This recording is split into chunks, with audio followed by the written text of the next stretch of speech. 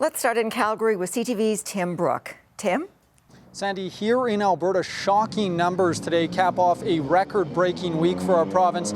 Each of the last 4 days have seen new highs when it comes to the number of infections in Alberta, and today our count beat out both Ontario and Quebec. They don't want to burn any bridges just days into this new administration, and they also don't want to start a trade war with Canada's closest ally. Now, we have seen Justin Trudeau and his Liberal Party stand up to the United States before when it came to steel and aluminum tariffs in 2018. There's no sign right now that any will resign or be fired. One political expert actually told CTV News he believes that won't happen, mainly because, as he put it, the Premier just has too many heads to cut. And this is obviously welcome news to thousands of Alberta businesses, many of which have been struggling now for the better part of a year. But some still have financial concerns with today's announcement. We're still 2 years away from the next provincial election, so there's plenty of time for Jason Kenney to focus on other things and really get Albertans back on his side despite those current low approval ratings. And despite the province promising to crack down on rule breakers, no tickets were handed out. John? Timm Bruch in Calgary tonight. Tim, thanks. Some are calling it Aloha Gates, and a sign in front of Tracy Allard's Grand Prairie office is reminding the minister of as much. In Calgary, posters are hung on 17th Avenue and laser draped from doors. Even Twitter has been focused on a very political #1 trending topic. And then there's the song. People look down here dying. Your team's in Hawaii and Great Britain.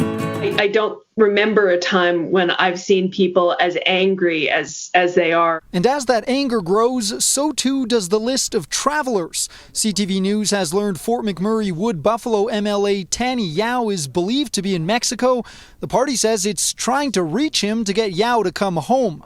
That makes 6 UCP MLAs and 3 high-ranking staffers who took international vacations in December.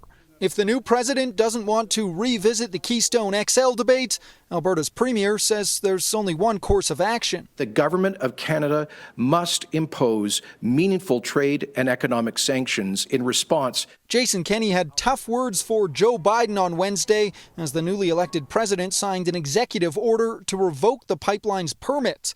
Keystone XL was set to carry bitumen out of the country from Hardisty. Now, construction has been suspended. It's quite upsetting, but not a lot that Hardisty can do. Owner TC Energy announced the elimination of more than 1,000 jobs Thursday. Especially bad news for this town. We just have to stay positive that it will eventually get sorted and the permit might be granted again someday. In my books, that's not how you treat a friend and an ally. Kenney says Justin Trudeau should step in with sanctions, but the bold move would be complicated.